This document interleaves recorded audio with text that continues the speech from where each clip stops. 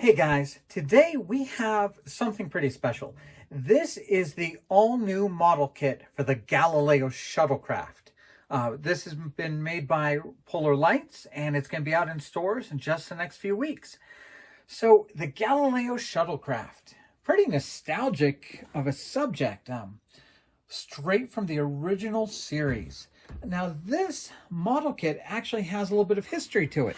Well, not this one. This one's an all-new tooling.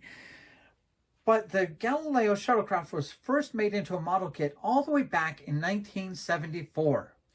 And, you know, sci-fi models in the 70s were not really accurate. They're nothing like we've come to expect since then.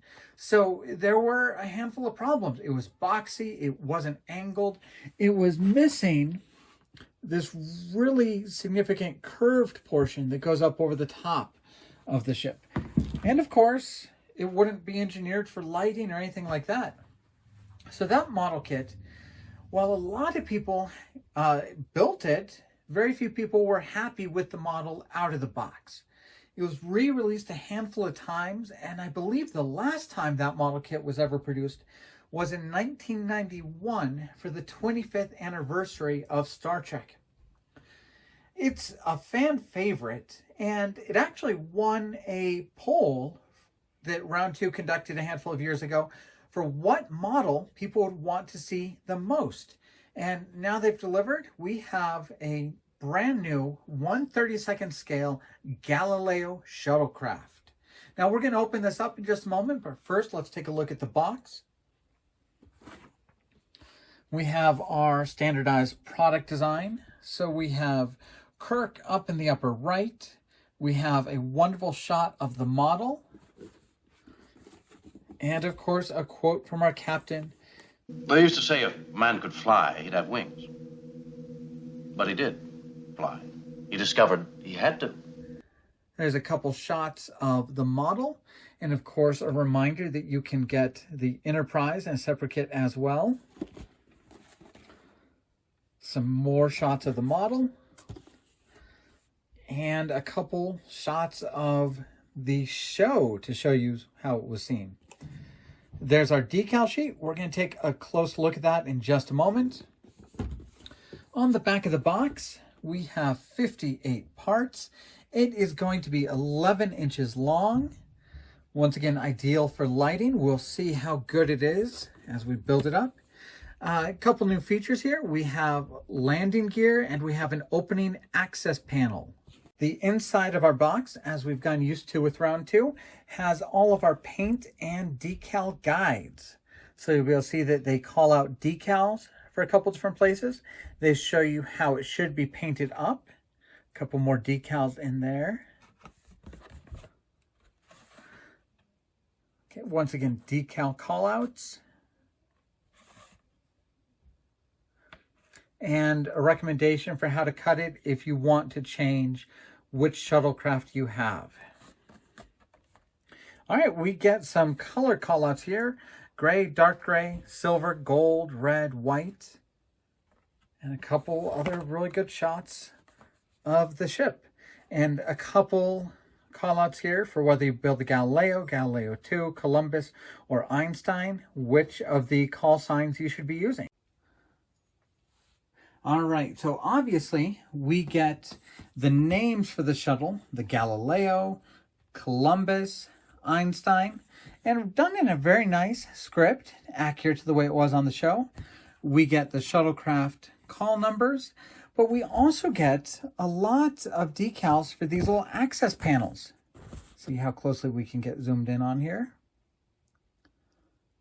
So nice little representations of the circuit boards and the little transistors on the circuit boards that were underneath some of those hatches. So I'm guessing that in the show, they actually did some mock-ups on the prop using resistors and transistors, and that's what we have represented here on the decals. Now we're going to take a look at the plastic for this ship. And this is a real interesting subject to look at because there's not a whole ton of fancy detail to zoom in on. It's not like the Millennium Falcon or a Viper or an X-Wing where there's tons of mechanical parts to look at and have detailed. The beauty of this ship is how smooth it is, how elegant it is. So we're not going to be looking for tons of little molded in greeblies and such. We're going to look for a fantastic fit once we start building it up.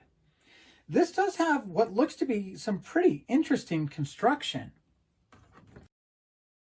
So we start off with a side panel, and we have a cutout for a door here.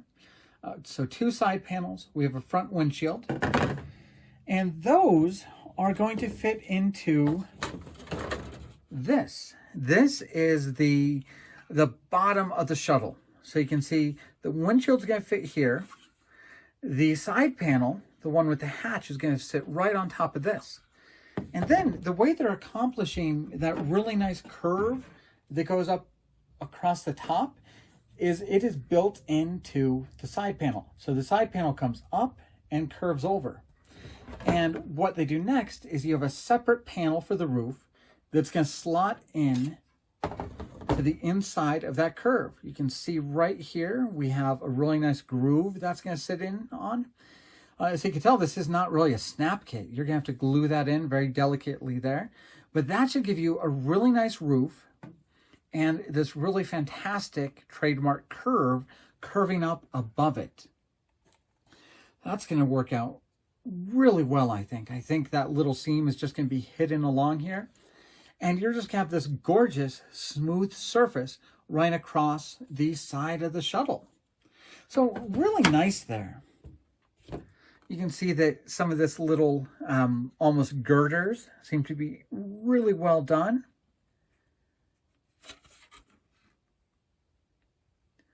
Yeah, those will build up very nicely. And we can actually zoom in. Whereas the shuttle design doesn't need much detail, they have replicated what was on the filming model wonderfully. So you can really see these wonderful vents molded into the underside there.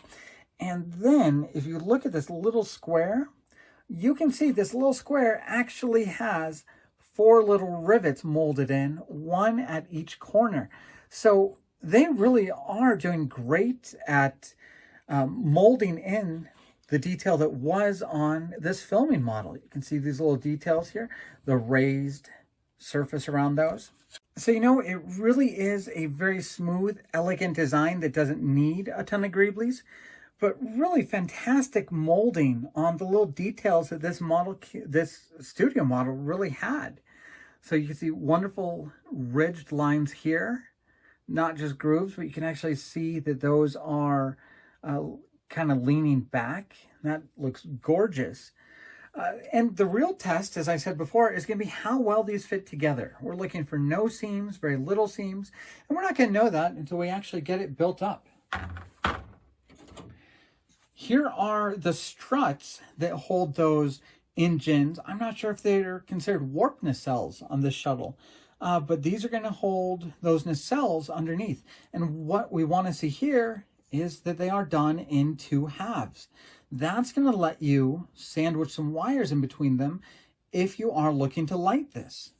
So nicely done struts that you'll be able to run wires in. And that just leads to some of these last few detail parts.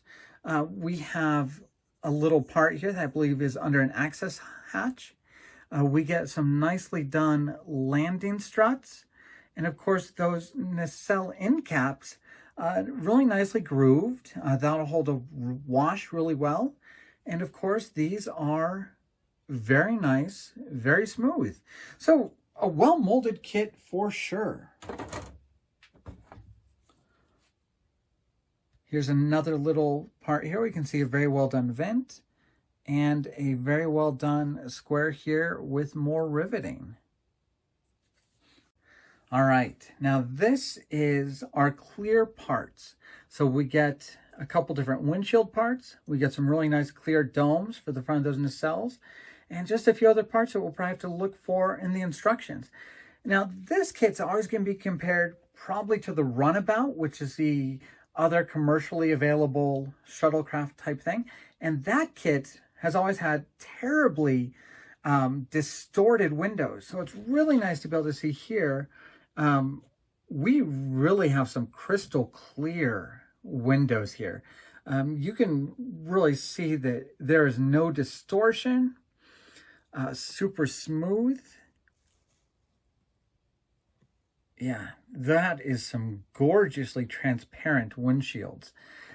So that's going to be great on the kit. If you choose to put an interior in, you'll be able to see it perfectly. And finally, let's take a little bit of a look at the instructions on how to actually build this up. So here is our nacelle construction. So much of what you'd expect, kind of sandwiching the end cap in, the dome on front. Looks like you do build an entire sphere that gets mounted onto the back of that nacelle. So that's really kind of an interesting idea. And once again, once we build this up, we're gonna have to see how well that sphere looks with those two halves put together. Whether you see a big seam, whether a seam disappears. I'm really excited to see how well engineered this is. Looks like you get a couple options here, whether you're gonna put a landing skid on it or not. And then you can see building up the back window, you have kind of these two interlocking parts here. So you get that layered kind of shutter look that the studio model had. The clear part on it as well. And that's going to mount on to the back.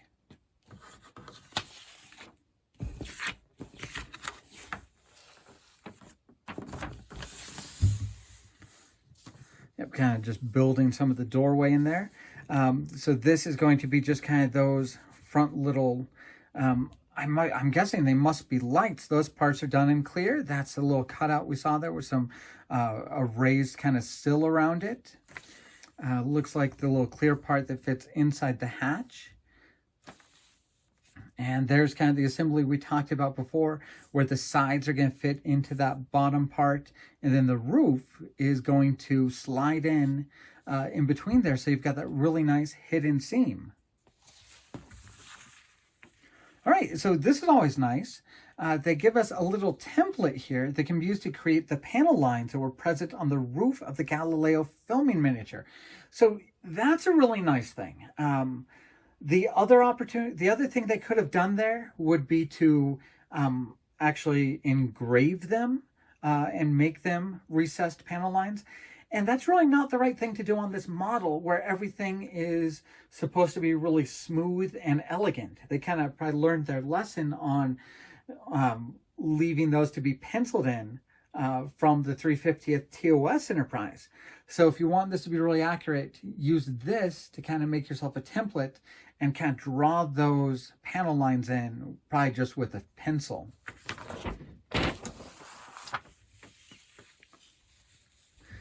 And then we just get a few things about the landing gear and kind of how to put those little girders in to the struts and complete the model.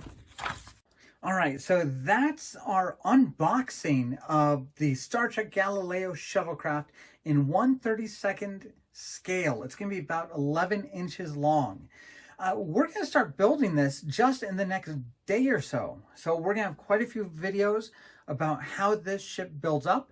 We are definitely going to put some lights in it and get it lit. So we'll do some homemade lighting on that. So what I need from you guys is to put any questions you have about this kit in the comments below. Let me know. I'll answer whatever questions I can. If you guys want better pictures of any parts of this ship, let me know.